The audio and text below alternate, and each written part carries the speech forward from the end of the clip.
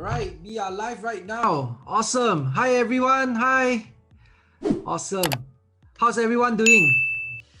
Today we have my very good friend, a very special guest and a dear friend to me, Trevor. All right, from Atomatic agency. Right, so he'll be sharing with us the beauty of having a system in your e-commerce store.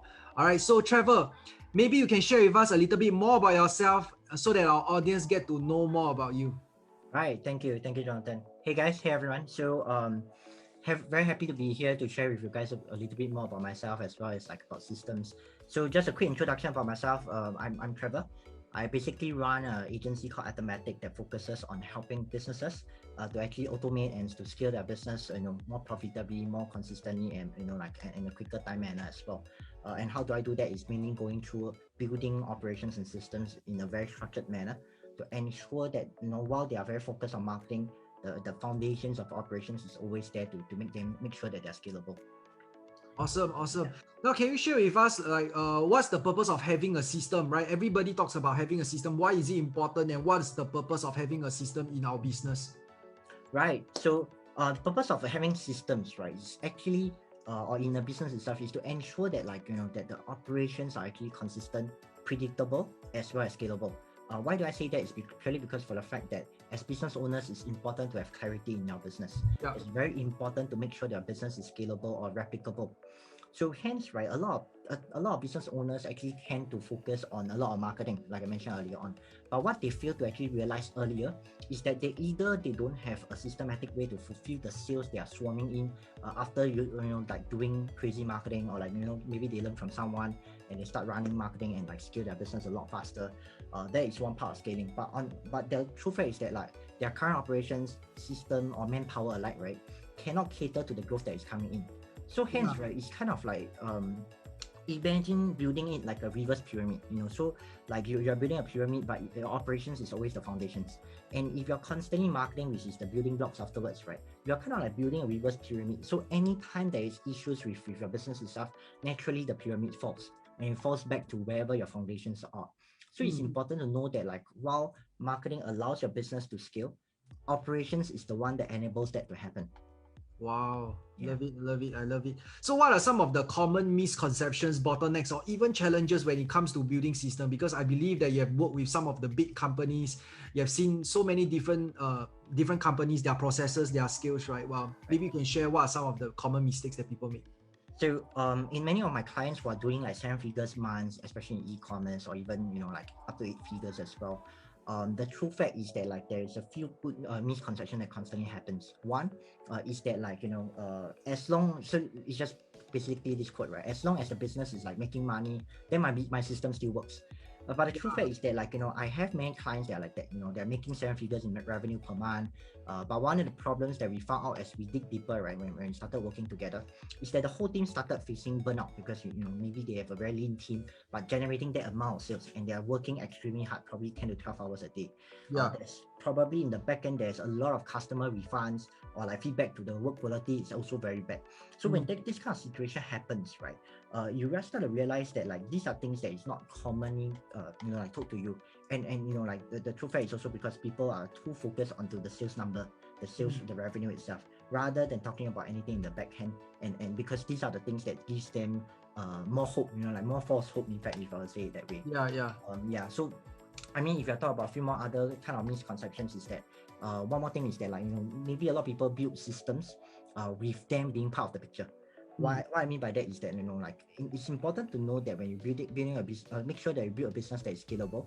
There cannot be very high reliance on people, so that the work is not disrupted by like human related errors or issues. And a lot of times business owners, because they do everything themselves, chances are is they build the system based on who they are rather than whether is it general enough for everyone to work on that. So that is one of the key problems that it comes towards that. I think maybe one more important misconception or like challenges of people will usually go with is they think that like systems is just about building SOPs and then pass to my team members to work on, and then that's it. But the true fact is that SOPs, right, first thing is they cannot 100% replicate the same quality of work across the team members. One of the other factors, there are other factors that is involving towards that, like experience in terms of the knowledge that the team members already have when they take over the process. Because you maybe as a business owners yourself, you tend to actually be at a situation where you have experience, you have been doing this, you have been doing almost everything in the business, and naturally you have more knowledge. So when you build a system that is based on like who you are, chances are there will not be able to have like 100% replication of the system itself. And more importantly, systems constantly breaks down as you grow bigger. The bigger your growth is, the harder your systems will start breaking apart. So it's important to keep improving the systems as well. Wow. So we have different groups of people in our community, right? We have people that are just beginners where they are making like 4 or 5 figures a month. We also have some very advanced e-commerce player where they are making like 7, 8 figures in our community. So I'm just curious, right? When is a good time to actually look at their system, all right? When is a good time for them to actually start, hey, you know what? Is there something I can actually start to systemize my business? When is a good time? Maybe we can give our audience some context on this. Sure. So I would say, right, please start building systems as early as you can. Like there is no like whether are you too early or too late to start. There is always systems that you can start building first. And more importantly, the earlier you build, the easier it gets for you. Why? Because it will be way harder when you have a big team, or you start building a team members to work on certain processes, and you start to systemize down things. Why? Because there will be higher resistance of like change with your team members.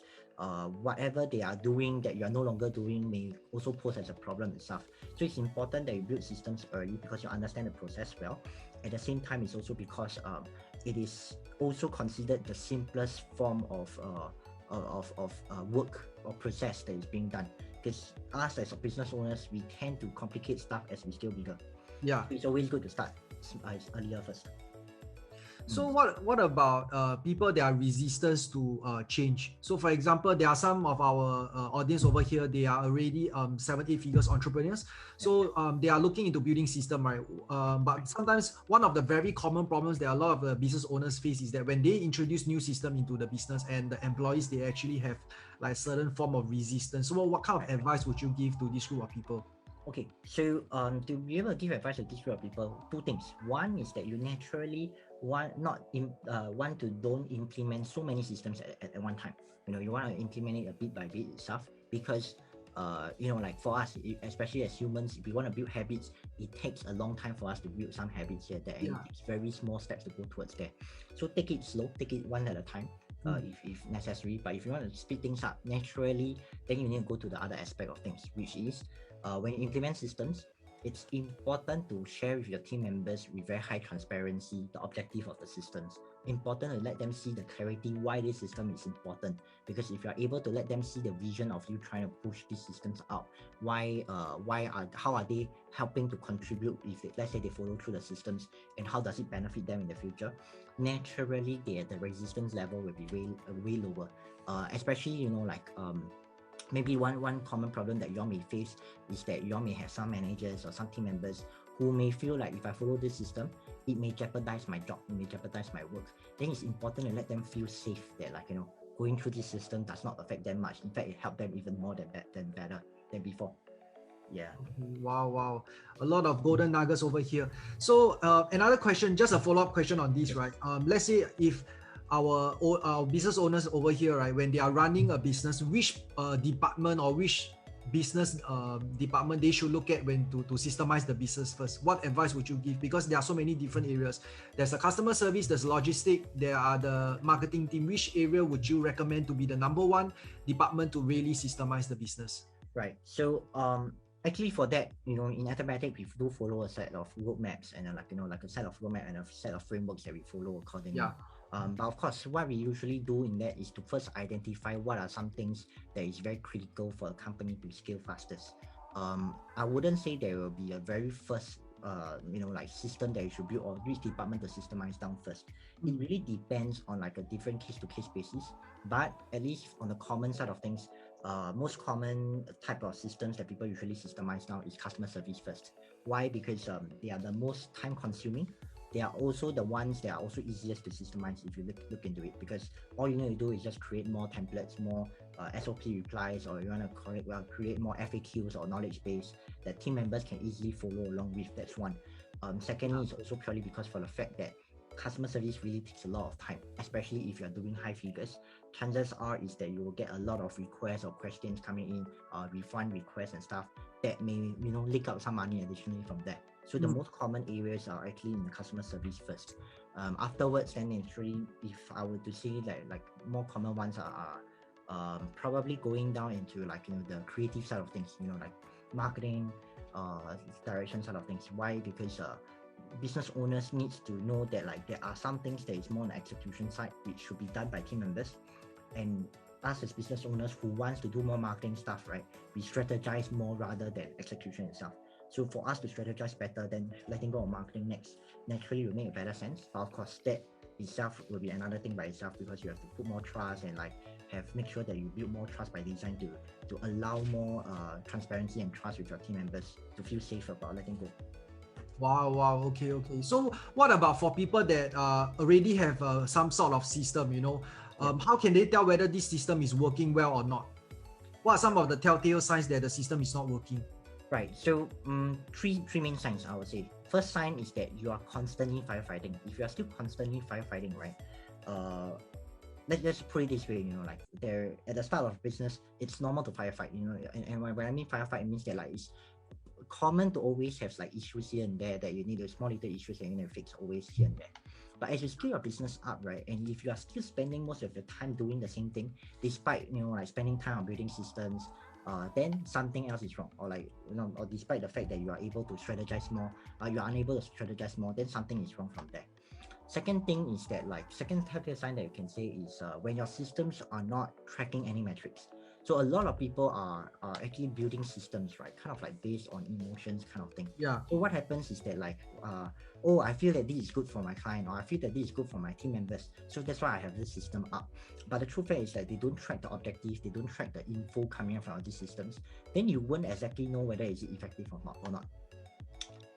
Hence, right, it's important to start having metrics to be tracked every time, or data to be tracked every time when you have systems.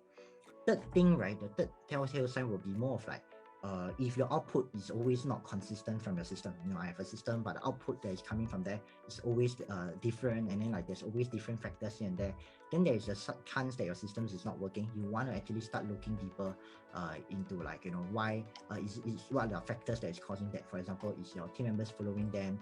If they are not following me, then why? Stuff like that, so that you can know exactly your systems are working or not afterwards, because they will be giving you feedback afterwards from there.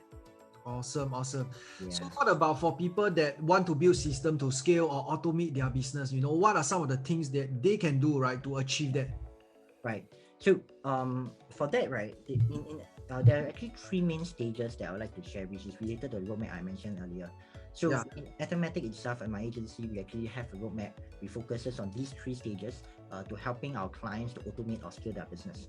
So the three stages, right, if I were to go in a more summarized manner, it will be these three. The very first stage is to do this thing called identifying your critical scaling factors, and then to actually accelerating them. So what I mean by that is this. What are critical scaling factors, right? Critical scaling factors are actually identifying the goals and the ways or the methods or the list or activities that needs to be done that can help you to take you towards your goal. So if I rephrase it again better, right, it's just that you want to make sure that for critical scaling factors, it's all the activities and factors that are helping your business, right, to actually scale towards the expected goals that you want it to be. So hence, right, accelerating your critical scaling factors, how do you accelerate that better, right? It's actually by making sure, firstly, you have a very clear vision of where you want the business to be at. So a good example is that, like, imagine yourself like, you're on a ferry, let's say you're a crew, you're a captain of a ferry itself. You want to make sure that you know where you're going, the direction you are at, your destination, and then you are able to share with the entire team, because the team needs to clearly know how are they helping the ship, right, to move towards where you want it to be. So it's important to identify those stuff as the goals, and then identify what are some of the things or tasks or factors that are necessary for you to take yourself there. So for you to do that, right, you need to first strip down all the processes that are relating towards that, all the activities that are relevant towards these particular processes itself. So when you're able to do that, right, you will be able to actually, what I call like, once you break down, you are able to actually then focus to put more resources onto these activities itself, so that you can scale up faster. Of course, when I say more resources, it will also mean that you will be able to find more bottlenecks that are relevant to all these activities itself, or all these factors itself, Yeah. that is preventing your business to scale. So naturally, you want to actually then look deeper into those directions first. Why? Because these are the most crucial parts of the business. Then it's important to fix all of these problems first, so that by default, or like by foundations and stuff, you are ready to scale better, or you're ready for automation afterwards. So if I summarize, identify the activities, the factors, find out what are all the, what are all the business process that is relevant to all these activities itself, and then dig out all the bottlenecks that is causing all these things to not be scalable. Find out action plans afterwards, to make sure that you can fix all these problems, and then you can start implementing them afterwards, so that things are smooth on the first stage. Afterwards, on the second stage onwards, right, you should be actually going to the second stage called the, it's more of like what we call automating your key business pillars. So Okay. automating your key business pillars, and what are key business pillars, right? It's actually just what, Jonathan, what you had mentioned earlier on, like what are some of the departments that you should be systemizing down first and stuff like that. So key business pillars are actually departments, right, inside your business, right, that are very important. So like, for example, earlier you mentioned customer service, you can talk about fulfillment as well for e-commerce business, marketing, or even finance. These are pillars that are usually filled with tasks. They are often repeated and pretty much straightforward. Like there's a lot of repeating work that is done. So while most of these tasks are easy, but the true fact is they tend to take the most time and energy out of business owners. So what I mean by that is because true fact is that if you don't have SOPs, don't have systems relating to that, chances are is your team members will constantly come to you for questions, come to you, ask you a lot of like guidance, and like ask for your experience and stuff like that, so that they can actually replicate on the work itself, and they can take out a lot of time. And more importantly is that if you are doing it yourself, it's worse. You're doing it yourself. Imagine spending so much time on like customer service and stuff every day, sending emails, take up so much time and then energy from you. You don't have any time to do something else. So it's important in this second stage, you want to start automating your key business pillars.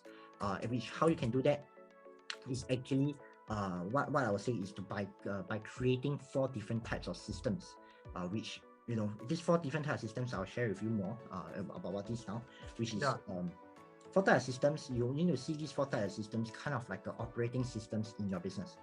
So when I say operating system, it's kind of like like your computer and your phone. You have iOS on your iPhone, or you have like Windows on your computer itself. Like all these operating systems, and all of these systems is like a whole bunch of bundle of systems all together that allows your business to function. If I put it to your business context, so if you do it right, business will be able to perform at a high performance rate without you being part of the process. More importantly, so what are 4 types of systems? Very first type is actually what we call operational systems. So operational systems are all the process flows or all the SOPs that are relevant towards your key business pillars. All of these things needs to be properly documented down. It needs to be in a very properly shown manner to your team members, so that they know clearly step by step what are needed to be done to process certain work inside the company. Second type of systems, right, is actually organizational systems.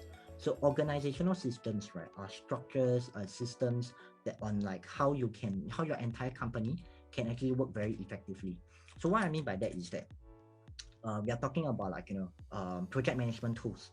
We're talking about like knowledge base for your company. For example, like customer service knowledge base or FAQs. We are talking about like organizational charts as well, which also is kind of also what we call accountability charts, so that your team members clearly know who are accountable for what and who to report to, and the way that they communicate, the systems to use to communicate with one another.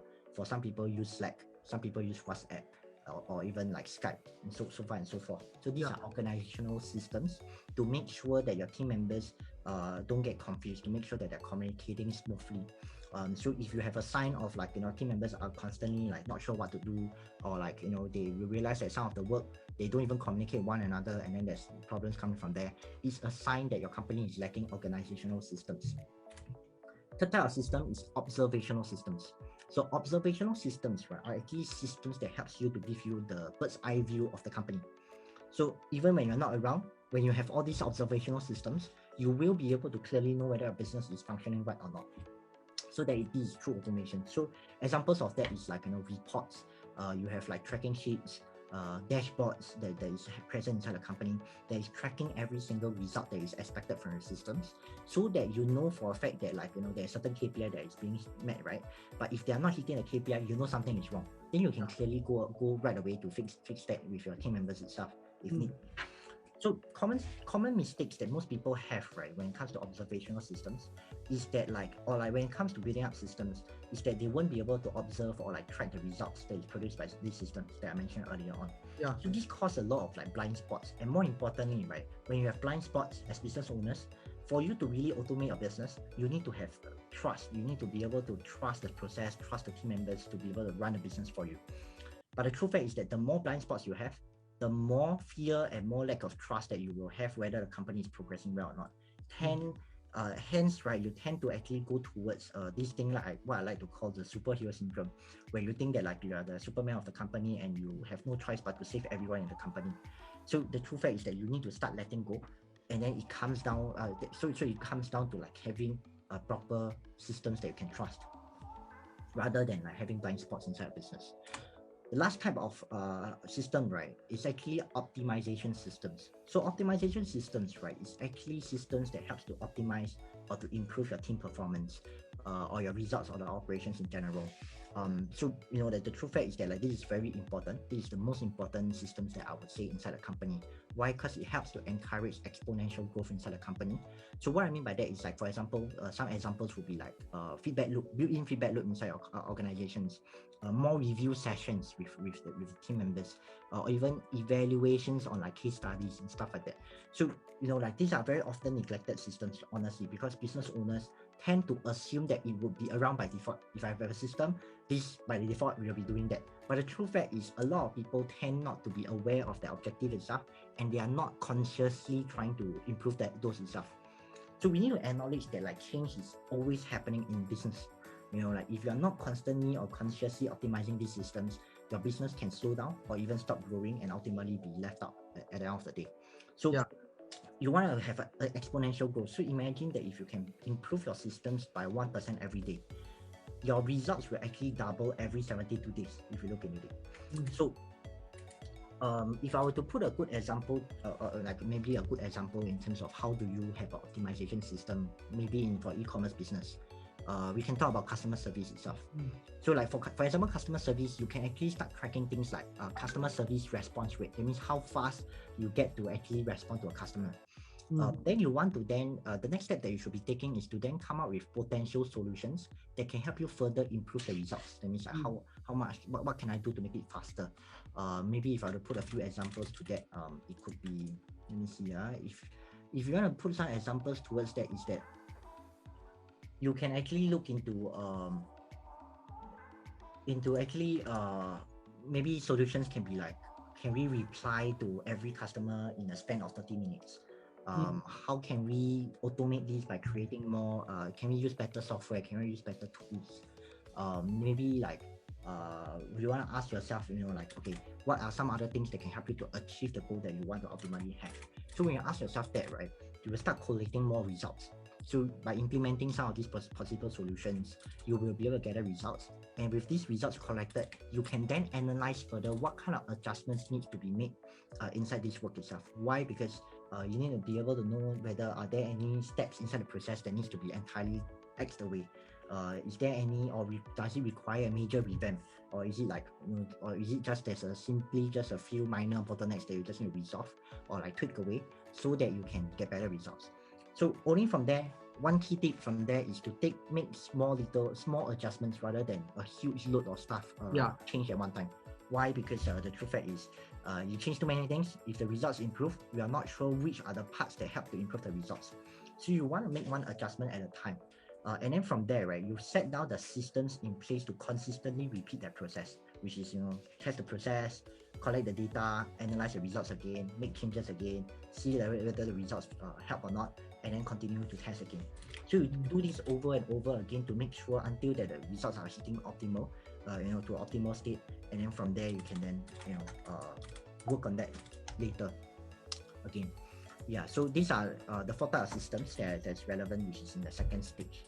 So then comes down to the very final stage that we actually help with our clients as well, which is this stage called maximizing and optimizing your team performance. Yeah. So I put this in the very final stage. Why? Because by default, if you are able to clear the very first two stages, chances are is that your systems are already good enough to have your team members performing at a high level. I would say at a high level. But of course, it does not mean that it's entirely good. So it's important that, like earlier I mentioned before, you cannot expect that your SOPs and your systems can replicate 100% of yourself when you put it to your team members.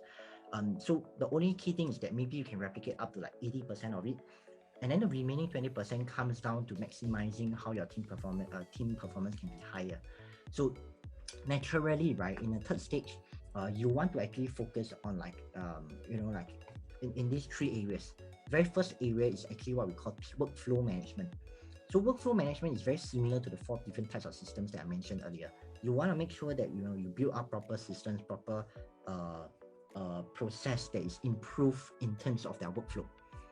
Second area that you want to look deeper into is into team management. So team management is more of you want to make sure that the team can perform in a better, well-oiled machine in that manner itself. So for example, right, you want to look deeper into what are the team members doing? Is this their talent? Is this what they can do best? Or more importantly, maybe the culture as well.